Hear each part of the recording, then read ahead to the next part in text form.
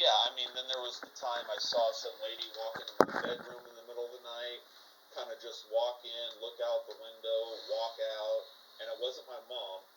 Um, it was just, it wasn't, the body wasn't right, and the hair was too long and everything. All right, it was me. Damn it, Rob.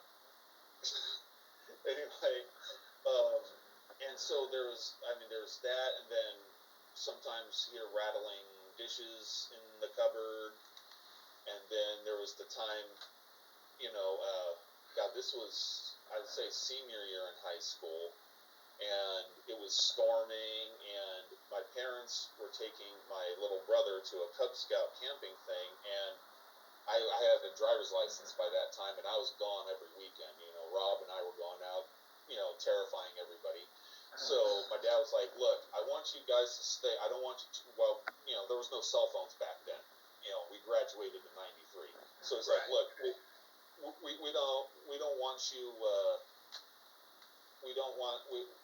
We're going to be gone for the weekend. We don't want you guys going out or anything. And in case something happens, you can't get a hold of us. So we're going to get you some pizza, rent some movies for you, and you guys just stay and watch the house." Okay, cool. So we stayed and watched the house and watched movies and stuff. And then upstairs, the wind's blowing and everything, but the windows are shut. Upstairs, all of a sudden the doors start slamming by themselves and then reopening and slamming again. So that was pretty significant stuff. There's a lot of crazy crap going on, and then looking up at we could see the lady that I saw at the top of the stairs. For me, very vague. Rob remembers her, I think, a little more clearly than I do. To me, it looked very like see-through, but I could just make her out. Of course, and I'd heard the story of this woman so many times that when we were trying to antagonize whatever ghosts were there to really come out, and I looked at the top of the stairs, my only thought was, and I think I actually said it out loud, "Oh my God, there she is." Yeah. And I was looking right at this woman standing at the top of the stairs. Yeah. It was amazing. And so, the biggest thing that happened in that house, this would have been, not long after high school graduation. My grandma lived with us, and we were having homemade Chinese food or something. And my mom and my grandma were in the kitchen, and I'm sitting on the one couch. My dad was over in his chair, and my brother was dished up first. My little brother was sitting on the floor at the coffee table, right, like 2 feet away from me, and he was eating his food, and he had a glass of orange juice sitting there. And I got one of those, I'm laying on the couch, everyone's around me. I got one of those weird feelings again, like I'm being watched. And I kind of looked around, and then all of a sudden, like, I'm turning sideways here. All of a sudden, I just kind of felt like this weird, like I'm being guided or something, and I kind of felt this weird smirk play out on my face for some reason, and I kind of looked at the glass of orange juice, and all of a sudden that glass of orange juice just freaking exploded across the room. I mean, not like, it was like an invisible person came up from behind it. I can't feel much, my arm's in a thing, but it was like an invisible person came up behind this with an invisible golf club and just boom, and just shot glass shards, like, and I call it like the baseball diamond formation. Like if the glass was home plate, toward the one windows first, and then diagonal across the room to the TV is second base, and then my dad's recliner is third base, and then back to us. There were shards of glass, and this is a big room, shards of glass in front of the fireplace, just, all over the place. And my brother, as soon as that thing exploded, my brother was about to take a bite of food. He's like, "What the heck? What the heck?" And I'm just like, as soon as it exploded, that feeling left me, like whatever that was, and I just went, and I'm just like, and I'm just watching the orange juice spill all over the place. Yeah. And I'm just like, my dad looks over and he goes, "What the hell happened?" And I went, glass blew up, or whatever I said. Yeah. And he goes, well, God, don't just sit there and stare at it. We got to clean it up. And my dad was paranoid about broken glass, so he's breaking out the vacuum cleaner, and he's finding shards of glass by the TV and all over the place. He was very paranoid about broken glass, so the whole room got vacuumed. But in areas that the glass had no business rightly being, no matter how it broke, it was with such velocity and force. Yeah, it was just, I mean, this thing just all over the place, and I when all the commotion was done, because my mom and my grandma, of course, came in, what the hell happened, and everything.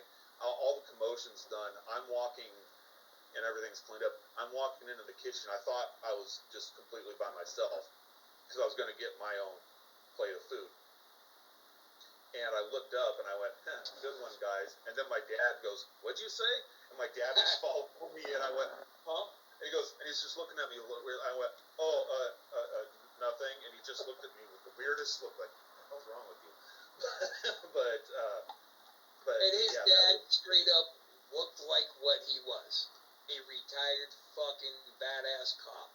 So I could see his face and I could hear his voice. What did you say? Like, I want to know what the hell you're talking about. Yeah, but I mean, that was, they tried to explain away, like, well, the glass might have been a little warm because it came out of the dishwasher, cold liquid hot glass, but I'm thinking it wouldn't wait 5 or 10 minutes to explode, and usually that would just crack and implode on itself. It would have instantly cracked. What do you think? Yeah, why would a brand new house do explode? You what? That's the point. Why would a brand new house do all of that? The land. There's something going on with the land. Just like we investigated these brand new houses in South Sacramento, and it happens that there was an old Portuguese cemetery that was deep in the ground from the Sacramento River and everything else, and then they placed dirt over it, and they built these new homes. And a lot of these new homes became haunted because of the Portuguese cemetery that was on the land. Wow. And that stands to reason too, because it was built up there in the foothills up in El Dorado County, so they were digging the mountain back to put roads in, to put the high school, these new housing. So they were, who knows what they were pushing back, what was there before they started cutting. Exactly. Yeah. So Silver Valley Road ran right behind our house, and then there's the fence, and then our backyard, there's a steep slope. They bulldozed down very deep, and then leveled it out, and then that's the top of that hill, the bottom of the fence would be almost level with the second story, the second floor almost.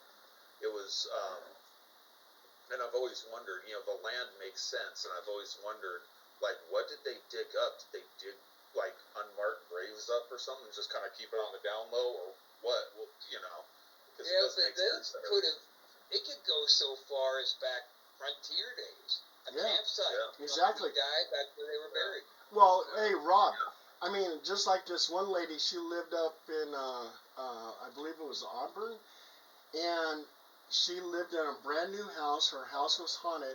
In fact, her house was actually featured on Ghost Adventures. And so we did an investigation.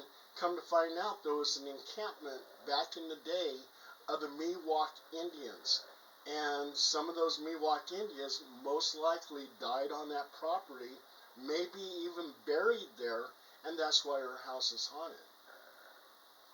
And that kind of speaks to the whole, lady in white thing that everybody talks about. Whenever people talk about, it's a lady in white, it's a mass hysteria, that was back before you got white, black, or brown clothes. That was it. So women like to wear white. Right. They didn't have anything really spectacular yet. No. So, Jesus, this has been a hell of a fun show, guys. I dig it. We're coming up to the end of our time here, though, so let's start throwing some plugs out. Danny, get started. You can see us on Defiant Pro Wrestling That's about all the plugs that I got right now. It's the come on, dude. What's your fucking Facebook, your YouTube, Bro, whatever you got? Man, I have no computer knowledge. It's Defiant Pro Wrestling, and it's a little alien. I got an alien head. I got the alien as our logo. Alright, you fit right in with our guest of honor, Paul. What you plugging today, babe? Okay. If you want to see any of my books, all you have to do is just Google Paul Dale Roberts books, and it'll pop up. And also, too, you're talking about wrestling. My uncle, Fedicino Villalobos, used to wrestle with Pepper Gomez back in the late 50s, and he was known as El Lobo. He didn't have an illustrious career because he injured his back, but yeah, and he had to get out of it. But he was at one time tag team partners with Pepper Gomez, and That's and he awesome. wore a black ski mask. That's awesome. Yeah. That's cool. I've read one of the books that you put out. I don't remember which one it was. I think I read it with Leatherface, but it was really interesting because you could tell they weren't written by a ghostwriter and then given to an editor, then to a publisher, and the writer's still kind of over here. You could tell this is how I see it, and this is exactly how it's being published. It's some riveting shit in there. Oh, thank you. And we're going to dedicate an entire episode of Ghost into this aliens thing. Yeah, it's awesome. Yeah. I love it. Yeah. But we'll get that set up just as soon as possible. In the meantime, we're here on the Antisocial Network. Guys, you see that little barcode up there?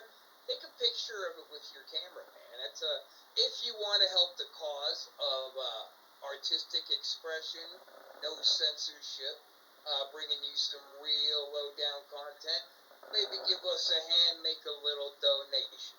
Wouldn't kill you, wouldn't kill us. Everybody would smile just a fucking little bit. You know what I mean? What you think, Doug Jeff wants tonight? I hate asking for money. Yeah. That sucks. Give us money, please. How about this? I had a blast tonight. Please, right there. It's just there. See that? Just take a little picture of it. Give us $1. You know, hey, on my end, it's covered with live, it says. Son of the bitch. No. We got to figure that out. Yeah. Okay. Does that show on just the viewer's end, though? It just shows on our end. The viewers are not seeing it. You see his, Yeah, that's just on our end. On there, is it covered? I'm telling you that. You're good. Yeah, you're good. It's just on our end. Okay. It's like, Hey, I wanna thank Doug and Danny for their amazing paranormal story. That was really interesting. oh, thank you, Paul. Thank you. And, Appreciate and it. Rob, thanks for having me on. Yes, sir. And next time, I actually want to ask you about, because we didn't really have time to get to it today, but typically speaking, only demons can physically attack somebody. Can ghosts, or they may be in the poltergeist realm. I want to get into that because I got my ass handed to me in front of this guy 8 ways from Sunday, right there in the cemetery, and it happened to be in the same cemetery as a grave that I disrespected. So there's a lot to unpack there, and we don't really have the time to get into it, but we're going to get it. All right, guys. So now, bear with me while I bring it up. I got to get it. The outro. I got to get it.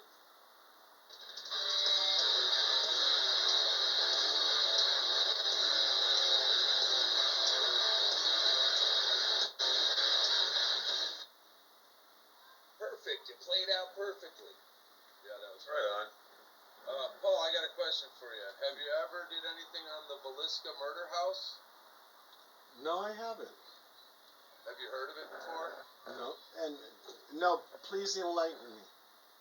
No, it was something back in, I want to say it was the late 1800s. A whole family was murdered. They don't know who it was, and now they say that it's haunted. I want to say it was 7 people in total, all died by being axed to death. It's in Iowa. They did a documentary, and there was a movie about it. And then I think them Ghost Hunter guys, one of them had gone there and did a show that I haven't seen that though. But somebody was telling me they did a show there, that it was on that TV show. What was it called again? The Villisca Murder House. Huh. It's in Iowa, right? It was in Iowa. Oh, Iowa. It was, okay. Yeah, it's in Iowa. We were working. I built Dollar Generals all over the United States, and every morning we passed this, and it would say the Villisca Murder House. And one day we're like, "Fuck it, let's go see." And I went over there and broke into the basement. Oh, really? Well, you know, I've done a lot of serial killer murder sites. Yeah. So I did Richard Trenton Chase, aka the Vampire of Sacramento. I've done the I-5 Strangler, which is Roger Kibbe. I remember hearing that. Yeah, Leonard Lake and Charles Ng, who they did like 30 videos of their victims being tortured and them having their way with them and killing them. So and we got some crazy evidence at the murder sites. Wow. Yeah. No, we're just talking off. That's crazy. No, everybody's here. Say hi. What's the graveyard? I'm drawing a blank. Our graveyard in. Wow. Right. No, the ghost of Bachelor's Grove. Yeah. Have you ever heard of Bachelor's Grove? Hey, hang on a second. I'm looking at the restream at the stream we just did. This is the clearest it's been ever. You mean picture quality? Yeah, picture quality, clearest. The wife said it was good. I kinda- It's very good on my side. Fantastic. Cool. That was a good Nice. move. All right, sorry guys, continue. What was it? Yeah, Danny, you were saying something about Bachelor's Grove or something like that? Yeah, have you ever heard that one before? No, you got me They on. said You got They me on claim that it one. as the most haunted cemetery in the United States, and that And where's it that's located? it's in. It is in Midlothian, Illinois, but it's actually been all over the like the haunted shows of the documentaries and stuff. So it's very easy to be found on YouTube or anything. But we actually have lots of experiences over there personally ourselves. Floating deer and like insane kind of stuff that other people throughout decades have also. There's an invisible house or vanishing house. Vanishing House That people talk about that is like it's legendary. So that is something that you should look up. It is extremely interesting. that's up by us. In Midlothian, Illinois. That's real quick. I wasn't laughing at you, Candy. Just a little. Don't call me Candy. I'm not as sweet as you think. A little thing jumped into my head that made me actually laugh into the microphone, but it was about you. Want to hear it? Sure. I thought, would it be funny right now for me to say, "Oh, look at you two.